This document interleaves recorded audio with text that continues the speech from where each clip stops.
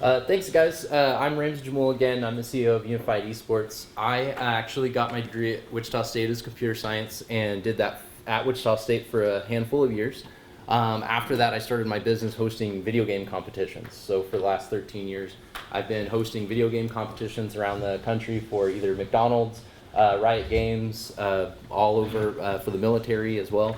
So we've gotten to do a lot of fun things. I've been very sad to say that I didn't get to program during all that time, and so I made our website and a couple other things, but when OpenClaw came out, I really got engaged. This is something that was super fun and kind of allowed me to do my job with this. So these are more practical use cases that I had, but from my background, I've felt pretty comfortable using OpenClaw.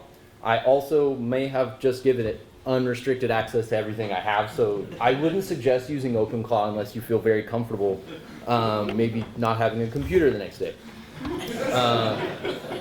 I also am probably maybe not the smartest person in here, but I'm probably the biggest nerd. So I made the analogy for Star Trek and everything that I did with OpenClaw.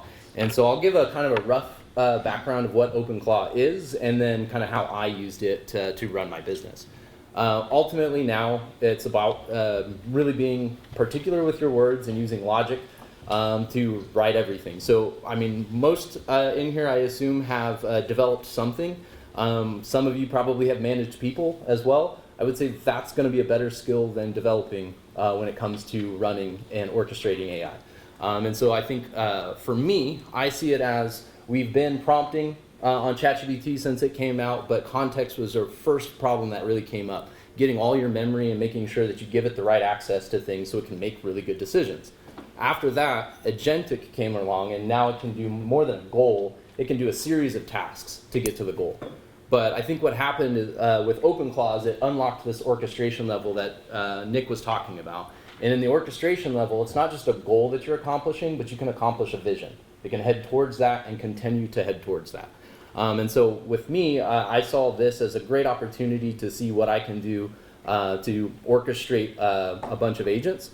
One of the major things, and this is the reason why I suggest not using OpenClaw unless you feel very comfortable, there's a lot of ways that people can take control of your computer. So I gave it access to my computer, all of my emails, pretty much everything except my bank account, which I'm sure it could get in there.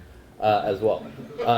But anyone can email me and my bot will read those emails, or through any of my messaging on LinkedIn or anything else. And so it's gathering all of that information, and if somebody really wanted to try, specifically Jacob over there who did today, tried to email my bot and see what it can do. Luckily, Claude has a pretty good prompt injection opportunity to catch that stuff and stop it, but that's one of the reasons why I say probably not using OpenClaw and stick with Claude Code.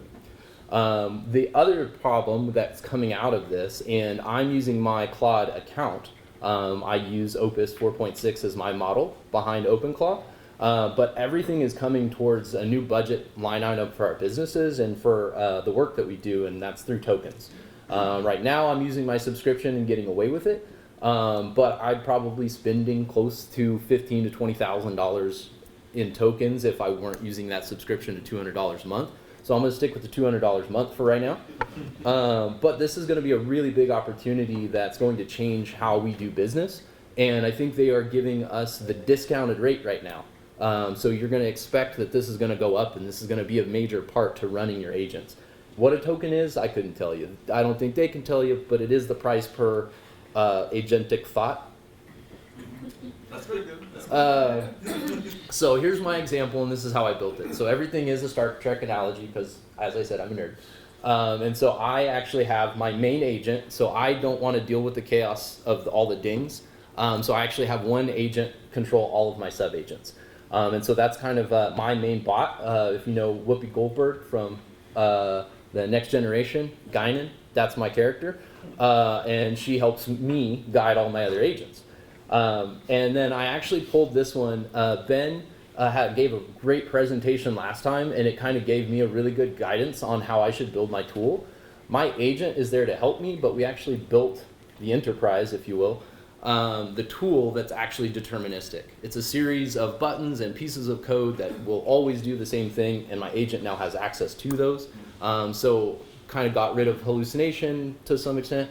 I probably didn't do it as well as Ben, but at the same rate, it helped a lot in terms of being able to give my agents access to really good tools.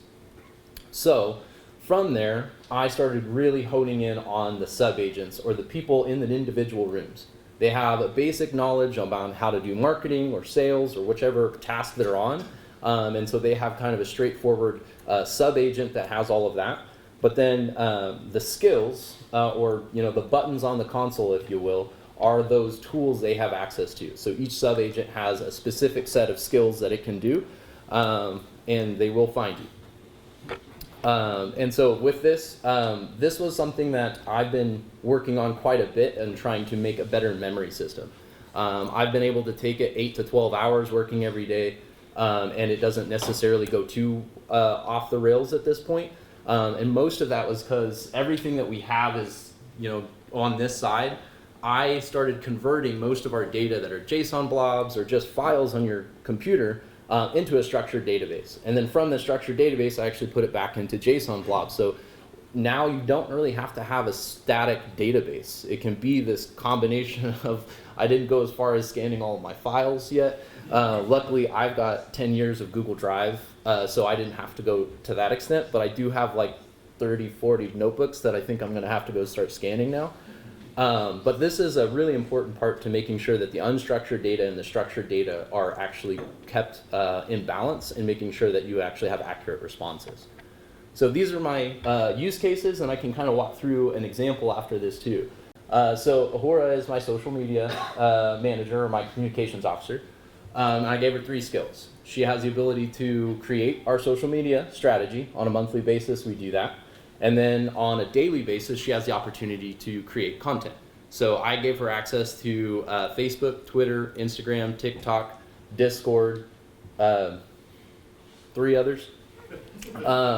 And so she actually goes in and finds all the images from our previous events in all of our Google Drive, or creates those images or videos, attaches that to text specifically for LinkedIn, doesn't use emojis, and Facebook does it this way. So she creates a different kind of text post for each one of those and can schedule out and post those, and that being the 3rd skill, that distribution. The second one, I think this one was probably the most powerful that I use now. I actually have been doing this for my judges, for my competitions, or my sponsors. I've actually been, almost all of my emails going out are now written by AI.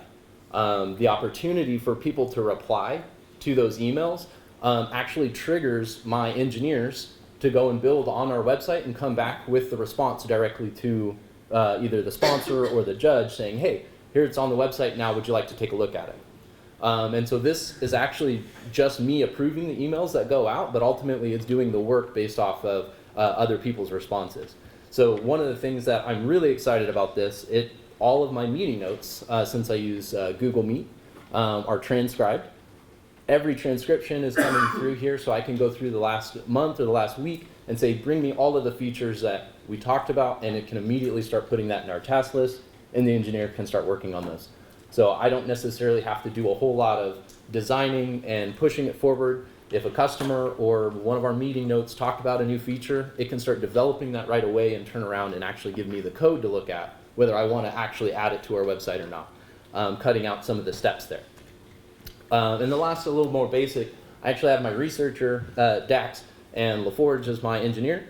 So Dax actually goes and does research for sponsors, emails, anything related to new technology that I'd like to build on, or new memory system. So I've kind of similar to Scott, asked it to do a lot of work for me.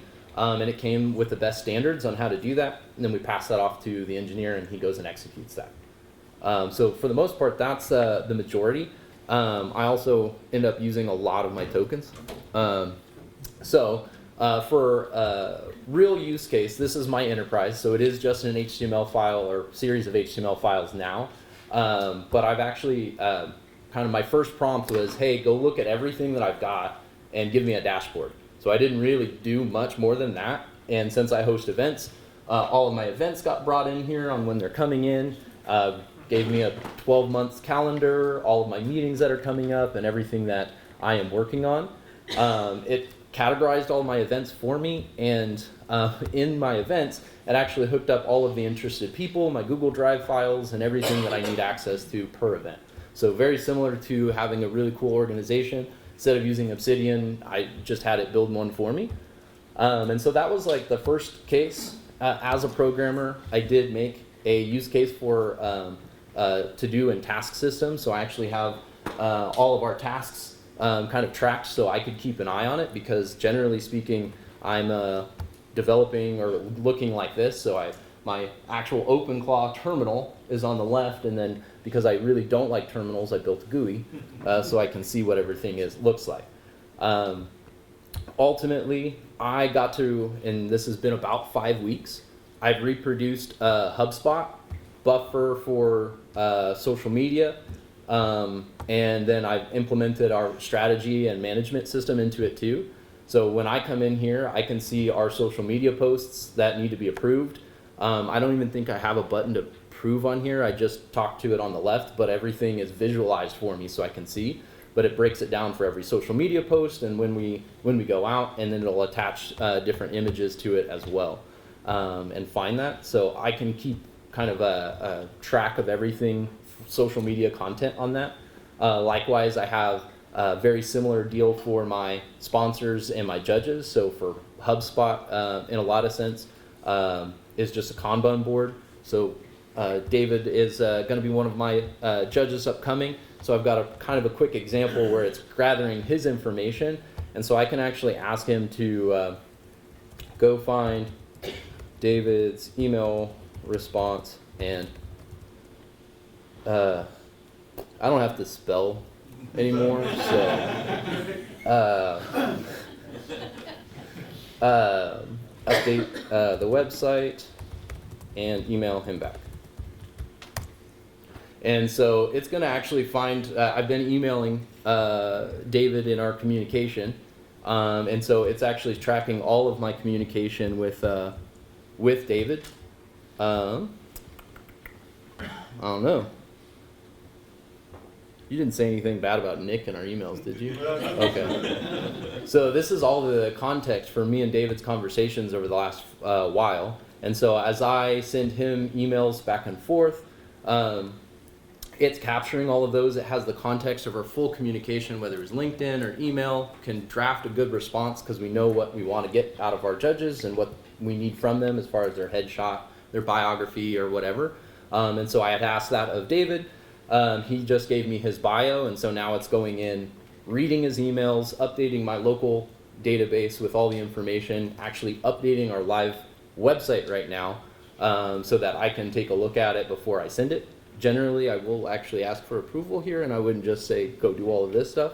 But as simple as that is, I already have all of the skills in place to be able to execute that. Similarly for my judges. The nicest part, and I think this has been the best case scenario, I can go in for every single individual sales call. I have a fully customized email that grabs their mission, my mission, can put together a nice one-page PDF document that's fully customized to them. And so my email response rate is really, really high because everything is actually legitimately their information and a little bit more personalized touch.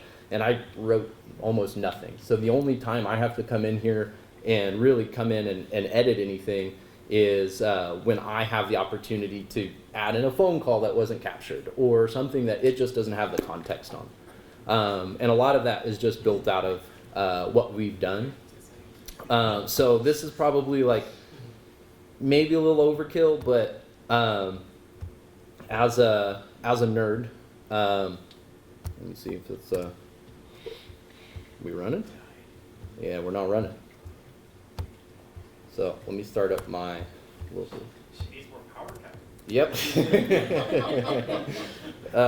So I like to visualize things. And so when I first started, I asked it to visualize itself and give me a bridge screen.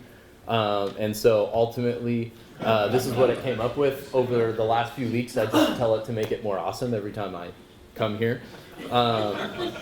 And so it has the opportunity when they're working, their hands little move and it says that they're working, and it goes to warp and whatnot.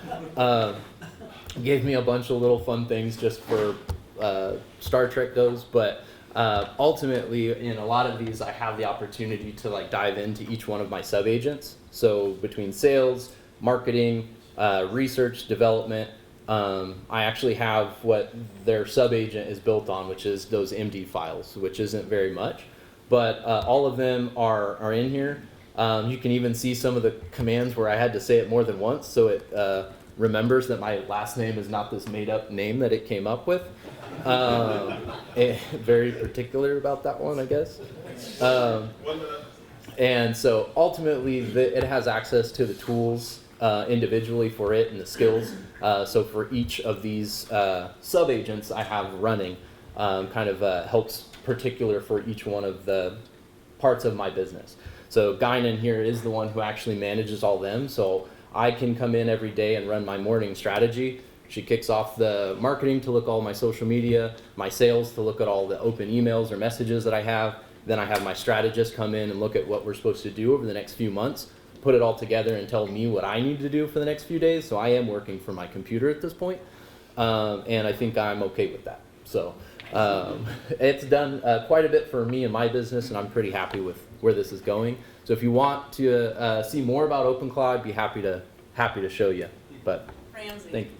3 weeks since you started this? It's been about 5 weeks. Over the last 2 weeks, I've only been using it to do sales. So I did have some. You got it done in like 3 months. Yeah, it was about 3 weeks.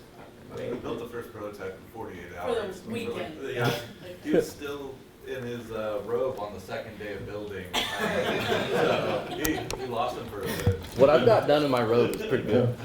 Thank you, Ramsey. That's awesome.